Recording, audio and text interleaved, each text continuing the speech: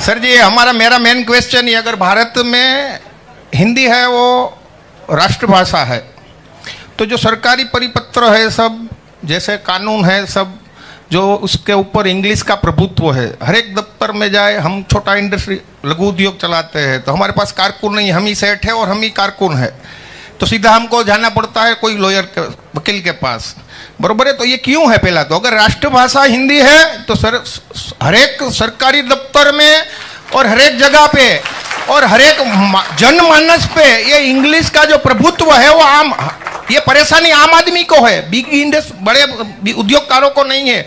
वो तो दो चार रख लेते हैं इंग्लिश बोलने वाले। हमको तकलीफ है ये कि हमको सीधा काम बंद करके, हमारा जो कारखाना का काम बंद करके सीधा वकील के पास जाना पड़ता है। तो वो आम आदमी की जो आपकी पार्टी का नाम भी आम आदमी पार्टी ही है, तो मैं ही आम आदमी हूँ। तो मेरा जो क्वेश्चन है, जो प्रश्न है कि आप उसको हिंदी का प्रभुत्व जो है वो कैसे बढ़ाओगे सिस्टम में, जो पूरी सरकारी कल्चर चल रहा है। जहाँ मैं कोई भी ऑफिस में जाऊँ और सामान्य आदमी भी इंग्लिश में मेरे से बात करता है। શોર્ટ માં રાખજો એટલે બીજાનો વારો આવી જાય। એટલે મારો ક્વેશ્ચન, રાષ્ટ્રભાષા જો હોય ખાલી હિન્દી દિવસ મનાવવા પૂરતી જ હોય તો મારો ક્વેશ્ચન કાંઈ છે નહીં, અને જો હિન્દી આપણી રાષ્ટ્રભાષા હોય તો આને તમે કેમ પ્રસ્થાપિત કરશો, અને આ તમારા પાસેથી હું જવાબની અપેક્ષા રાખી સાહેબ। थैंक यू मुन्ना भाई। मेरा नाम डॉक्टर पूजा एस शर्मा। सर, आपका जामनगर की पावन धरती पर खूब खूब स्वागत करती हूँ। डॉक्टर पूजा शर्मा। सर, मैं शिक्षा क्षेत्र से जुड़ी हुई हूँ। मैंने डॉक्टरेट भी एजुकेशन से किया हुआ है और शिक्षा क्षेत्र में अभी मैं स्कूल में आचार्य के पद पर कार्यरत हूँ। सर, हमने दिल्ली में जो आपने एजुकेशन मॉडल जो सिस्टम डाला है, 3 टायर एजुकेशन मॉडल सिस्टम, तो सर मैं उससे बहुत ही प्रभावित हूँ। और सर मैं आपसे गाइडेंस चाहती हूँ कि अगर वो जिस तरह से आपने पूरा मॉडल टाइप किया है, अगर हमें जामनगर वालों को भी अगर ये चीज़ें अगर एजुकेशन में मिले तो हम भी उस लेवल पे बच्चों को और स्टूडेंट्स के लिए सर वो बहुत ही बेनिफिट रहेगा और उस क्षेत्र में सर मैं उन्नति कर सकती हूँ और बच्चों के लिए बहुत ज़्यादा हम बेनिफिट कुछ कर सकते हैं। Thank you sir. Thank you madam. ત્યાર પછી आपका स्वागत है अरविंद केजरीवाल जी जामनगर में। मेरा नाम जुवान सिंह जाडेजा है। मैं छोटा मोटा कॉन्ट्रैक्टर का काम करता हूँ। मैं जामनगर के पास के गांव जाखरम का रहवासी हूँ और मैं 20 साल से ये कंस्ट्रक्शन का काम करता हूँ। 20 साल से कंस्ट्रक्शन के काम में मेरा एक ही एक्सपीरियंस हुआ है, जो यहाँ पर आए हुए सारे व्यापारी भाइयों को हुआ होगा। सबको एक ही चिंता है, जब से हम सुबह उठते हैं पैसा, शाम को सोते वक्त पैसा। हम जो भी काम करते हैं, चाहे व्यापार करे, चाहे कंस्ट्रक्शन का काम करे, चाहे लेबर की मजदूरी करे, उसका पैसा हमारा सेफ नहीं है। आप ऐसा कोई कानून में प्रावधान लाइए जहां पर आपकी सरकार है, और इन फ्यूचर गुजरात में भी आपकी सरकार आए ऐसी मैं शुभेच्छा आपको देता हूं। और गुजरात में भी अगर आपकी सरकार आती है तो आप ऐसा कानून लाइए कि जहां पर लोगों का पैसा सेफ रहे। आज व्यापारी काम करने से, व्यापार करने से डरता है, इंटर स्टेट में काम करने से डरता है, क्योंकि उसका पैसा सेफ नहीं है। आप कानून में ऐसी कोई व्यवस्था लाए, ऐसी सिस्टम बनाए, जैसे बैंक से लोन लेने के बाद बैंक का पैसा नहीं भरने से दूसरी लोन नहीं मिलती है, वैसे व्यापारी ने क्रेडिट पे जो सामान बेचा है, उस सामान का जब तक पैसा उसे न मिले, उसी कस्टमर को दूसरा व्यापारी क्रेडिट पे कोई सामान न दे और सरकार की कोई सुविधा उसको नहीं मिले, जिसके कारण देश में से पूरा भ्रष्टाचार खत्म हो जाएगा। पूरे कोर्ट, पुलिस स्टेशन के सारे केस निपटारे हो जाएंगे। सारी सिस्टम का जड़ ही पैसा है। जब तक जड़ में दवाई नहीं डाली जाएंगी, डालियों को साफ करने से देश आगे नहीं बढ़ेगा। आपको जड़ को साफ करना पड़ेगा, और जड़ है पैसा, और पैसा जो है वही सारी जड़ों का जड़ है। तो मेरी आपसे ये रिक्वेस्ट है कि आप उस पैसे को पकड़िए जिसकी वजह से हम लोग यहाँ पर आए हैं। Thank you. एक भाई ने बड़ा अच्छा हिंदी के बारे में और अंग्रेजी के बारे में बात की। उन्होंने, मुन्ना भाई थे शायद, उन्होंने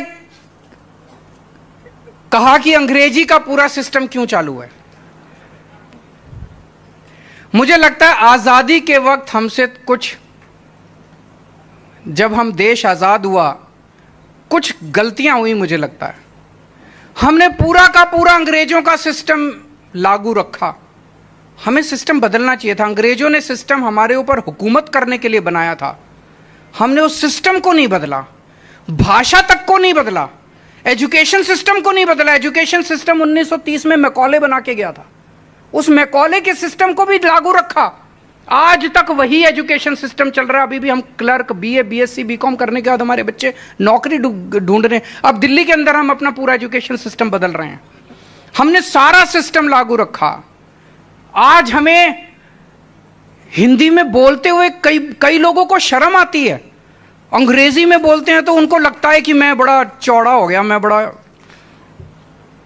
इसीलिए मैंने तो यह ठाना है, मैं कहीं भी जाता हूं, किसी भी अंग्रेजी के, अभी किसी एम्बेसी ने बुलाया था मेरे को, उनमें किसी को सामने जितने बैठे थे हिंदी नहीं आती थी। मैंने कहा भाई देखो, मैं तो हिंदी में बोलूंगा, मेरे को अंग्रेजी आती है बोलनी, लेकिन मैंने कहा मैं तो हिंदी में बोलूंगा, मेरे को गर्व है, मैं हिंदी भाषी हूं, मेरे को हिंदी भाषी होने में गर्व है। मैंने कहा मैं तो हिंदी में बोलूंगा, ट्रांसलेटर अपने लिए रख लो। तो उन्होंने एक ट्रांसलेटर बगल में बिठाया, उसने सारा ट्रांसलेट किया। हिंदी अपनी मातृभाषा पे तो गर्व होना चाहिए।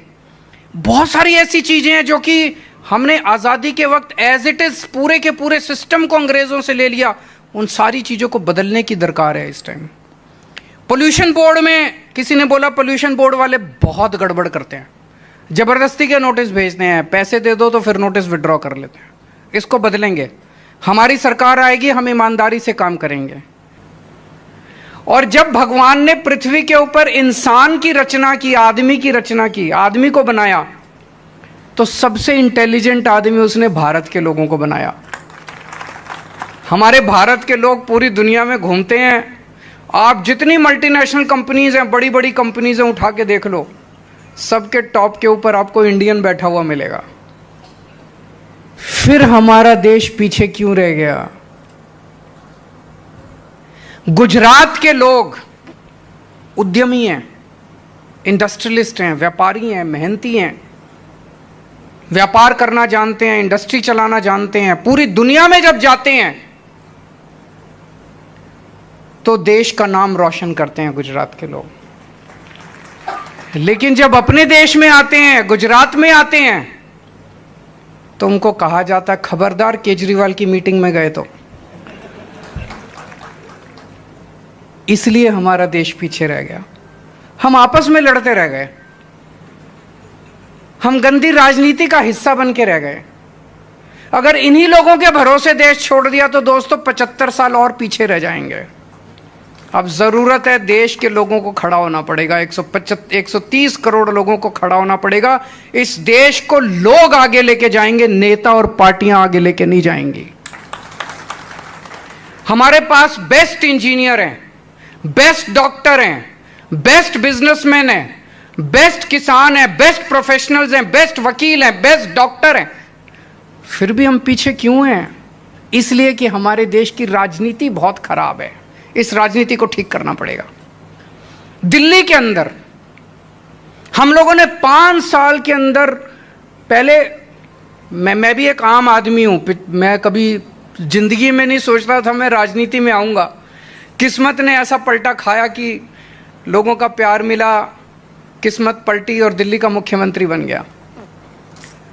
पहले मैं सोचता था कि कुछ ज्यादा ही मुश्किल होता होगा सरकार चलाना, जो समस्याएं समाधान नहीं हो रहा। मैं दिल्ली की झुग्गियों में काम किया करता था पहले। उसके पहले इनकम टैक्स में कमिश्नर था, कमिश्नर की नौकरी छोड़ दी। कमिश्नर की नौकरी छोड़ के मैं दिल्ली की झुग्गियों में काम करने लगा। झुग्गियों में मैं देखता था गरीब लोग सरकारी स्कूल में बच्चे भेजते हैं, सरकारी स्कूलों का इतना बुरा हाल था। सरकारी अस्पताल में इलाज कराने जाते हैं, सरकारी अस्पतालों का इतना बुरा हाल था। मुझे लगता था यार 70 साल हो गए देश को आज़ाद हुए, ये सरकारें बेचारी कोशिश तो कर रही हैं, हो नहीं पा रहा होगा इनसे। जब दिल्ली में हमारी सरकार बनी, हमने 5 साल में सरकारी स्कूल ठीक कर दिया। अभी पूजा जी बोल रही थी, दिल्ली के सरकारी स्कूल 5 साल में इतने शानदार कर दिए। दिल्ली के सरकारी अस्पताल 5 साल में इतने शानदार कर दिए। सरकारी अस्पताल, आजकल दिल्ली में लोग फोर्टिस में और मैक्स में नहीं जाते, सरकारी अस्पताल में जाते हैं अपना इलाज कराने के लिए। तो फिर मेरे को लगने लगा यार ये तो धोखा हो गया देश के साथ। हो तो सकता था, स्कूल भी ठीक हो सकते थे, अस्पताल भी ठीक हो सकते थे, व्यापार भी ठीक हो सकता था, इंडस्ट्री भी ठीक हो सकती थी, सड़कें भी बन सकती थी, बिजली भी ठीक हो सकती थी, पानी भी ठीक हो सकता था। 70 साल में इन्होंने धोखा दिया हम लोगों को, 70 साल में इन लोगों ने जानबूझ के हमें पिछड़ा रखा है। देश आगे बढ़ सकता है दोस्तों, ये गंदी राजनीति खत्म करनी पड़ेगी। बताइए, मैं अगर आपसे जामनगर मिलने आ रहा हूं, मैं कोई आतंकवादी हूं? मैं दिल्ली से चल के आ रहा हूं, यार एक कप चाय पिला दो, बस यही तो चाह रहा हूं मैं, और तो कुछ नहीं मांग रहा।